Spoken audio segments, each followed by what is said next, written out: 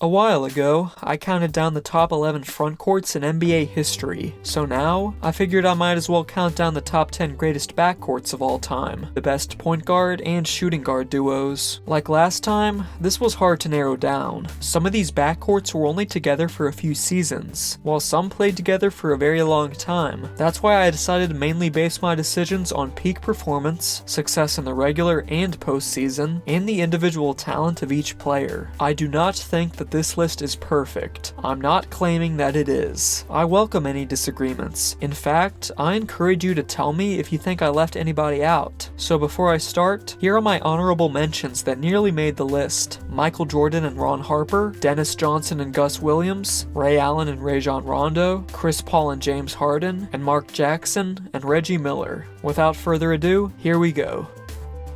Number 10. Mo Cheeks and Andrew Toney, the point and shooting guard duo for the fabled 1983 Sixers. Cheeks and Toney played 8 seasons together, had 2 finals appearances, and won a championship in 1983. It was during this year that Mo Cheeks began to enter his prime. He would make 4 straight all-defensive first teams from 1983 to 86, and his ability to rack up steals was great at initiating the Sixers' fast break offense. Coming to Philly as a rookie in 1981, Andrew Toney certainly earned his stripes with excellent performances off the bench in that year's playoffs. By 1983, he was promoted to a starting role, and while he was never the number 1 scoring option, Toney's great shooting and his ability to heat up made him an unstoppable second or third option on a team that also had Moses Malone and Dr. J. The biggest thing that keeps this backcourt from ranking any higher is that after 1985, foot injuries absolutely wrecked Toney's career, which looked like it was on pace to be Hall of Fame worthy. Mo Cheeks would make 3 straight All-Star games from 86 to 88, but by the time Toney got back on the basketball court, he was sadly just a shell of his former self.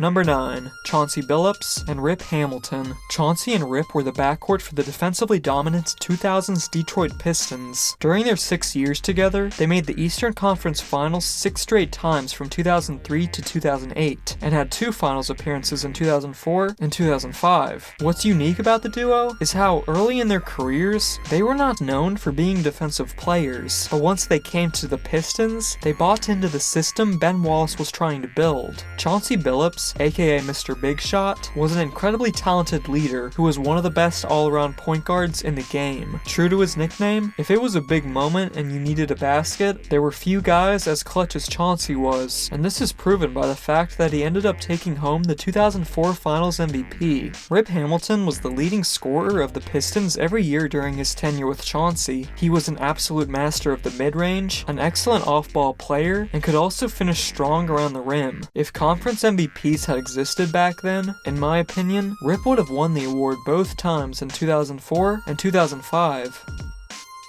Number 8. Kobe Bryant and Derek Fisher. Although Kobe and Shaq is the all-time famous duo, you could make an argument that Derek Fisher was the Mamba's true partner in crime. The two played together 13 seasons, appeared in 7 total finals, and won 5 championships. Fisher's role as a floor general allowed the Lakers' offense to run smoothly while also still giving Kobe the agency to do his own thing. Fish was also an incredibly clutch player, most famous for his .4-second game winner in 2004, and hitting huge three-pointers in the 2009 and 2010 finals. In my opinion, Kobe and Fisher are the best example of a superstar and role player matched up together in the backcourt. Number 7. Bob Cousy and Sam Jones. Cousy and Jones played together for the Celtics for 6 seasons and won 5 championships. This placement was tricky. I considered going with Cousy and Bill Sharman, but in the end, I was sold by the ring argument. It's true for most of Sam's early years, Cousy was on the decline, but he wasn't completely washed. In his final 6 seasons, Cousy led the league in assists 3 times and averaged 17.3 points, 7.9 assists, and 4.2 rebounds. Sam Jones often doesn't get the attention he deserves, but without him, there's no way the Celtics dynasty of the 60s would have been as successful as it was. While Bill Russell was anchoring the defense, Sam Jones was anchoring the scoring with his incredibly reliable jump shot. Many associate the Mr. Clutch nickname with Jerry West, but this nickname was also given to Sam Jones because when the Celtics were down, or if they needed to secure a win at the biggest moment, the Celtics made sure that Jones had the ball in his hands.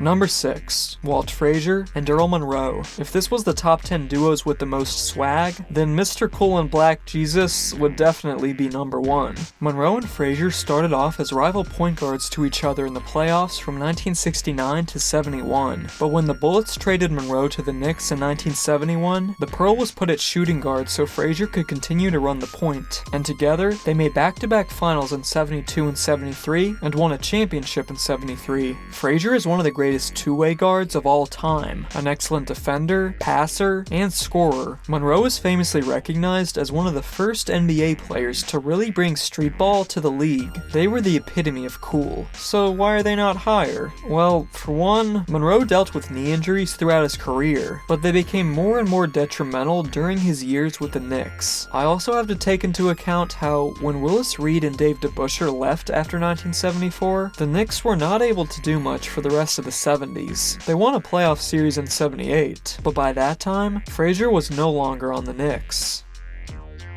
Number 5. Jerry West and Gail Goodrich. West and Goodrich were sort of the antithesis to Frazier and Monroe. Whereas Frazier and Monroe were all about style, West and Goodrich were all about fundamentals. They were the backcourt of the fabled 1972 Lakers, and had two of the most silky jump shots of their era. They originally started playing together in 1966, but after the 1968 season, the Lakers sent Goodrich to the Phoenix Suns. It was in Phoenix that Goodrich made 2 All-Star teams and emerged as a real talent, so LA traded back for him in 1971. With his ability to score in a variety of ways, Goodrich soon became the Lakers' leading scorer. With Gale by his side from 71 to 74, Jerry did go from averaging 30 points to 25, but the additional scoring help also allowed Jerry to focus more on facilitating. The last 4 seasons of Jerry's career saw an uptick in assists, even leading the league in 1972 with 9.7 assists per game.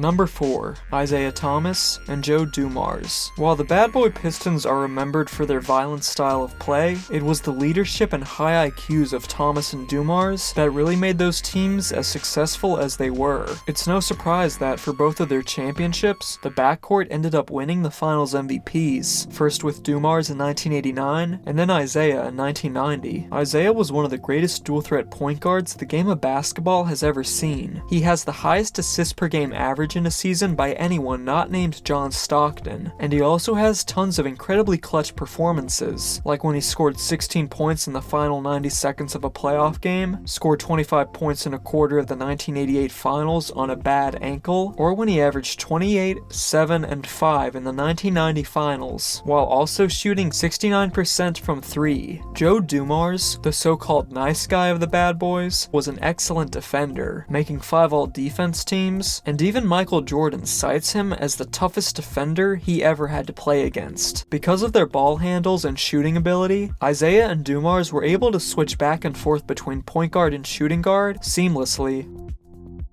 Number 3. Magic Johnson and Michael Cooper. The Showtime Lakers may be remembered as the Magic and Kareem show, but Cooper was right there with them for all 5 championships. Cooper was a good shooter, becoming one of the early models for a 3-and-D type player. What he was most known for, however, was his incredible defense, making 8 all-defense teams, and even winning the 1987 Defensive Player of the Year. As a 6th man coming off the bench, Cooper's athleticism also made the Koopa Loop an integral part of the Showtime Lakers offense. The Koopa Loop was a patented Magic Johnson pass specifically to Cooper. It's really cool how these two balanced each other out. Magic was the best offensive player on the Lakers, while Cooper was the best defensive player. They also got better as the years went on, and both peaked around 1987.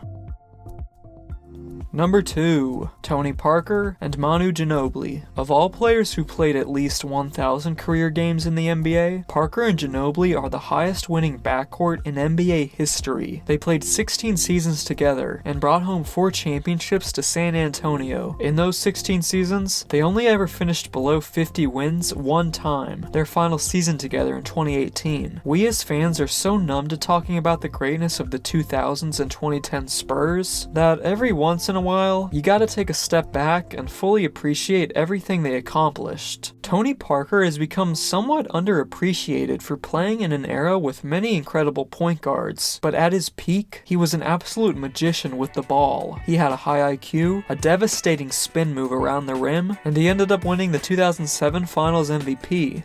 The Spurs getting Manu Ginobili 57th overall in 2002 is one of the greatest draft steals of all time. His amazing footwork helped popularize the Euro step for a new generation, and his selflessness and ability to attack the rim made him one of the most unique players in NBA history. In my humble opinion, Manu is the greatest sixth man of all time, though his performance in the 2005 Finals should also be praised. This was the one Finals where the Spurs started Manu, and he did not let the opportunity go to waste, as you could make an argument that he was the true MVP of that Finals. And number 1, Steph Curry and Klay Thompson. Although they are still active in the NBA, I think it's pretty safe to call these two the greatest backcourt of all time. 4 championships, the greatest shooting backcourt of all time. They check off all the boxes: individual talent, success, and they've helped reshape offense like we've never seen before. Curry is universally seen as the greatest shooter in NBA history, and some argue that Klay is the second greatest of all time. Sometimes, the most obvious answer is the correct answer, which is why I believe Steph and Klay are the greatest backcourt in NBA history.